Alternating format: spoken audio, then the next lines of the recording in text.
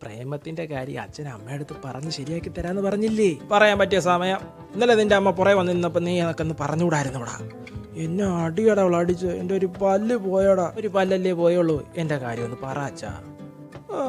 പിന്നെ അവിടെ അച്ഛനാണ് അങ്ങേര് ലോകോടായപ്പ. അങ്ങേര് ഞാൻ കണ്ടിട്ടുമില്ല. അങ്ങേര് ഞങ്ങളുടെ കാര്യം സമ്മതിക്കത്തില്ല. വിളിച്ചപ്പോ വേണേലും അവൾ ഇറങ്ങി വരും. ഏതോ വന്നാലും കുഴപ്പമില്ലടാ, നീ അവളെ വിളിച്ചിറക്കടാ. അച്ഛൻ അവളെ കണ്ടിട്ടില്ലല്ലോ. ദാണ്ട്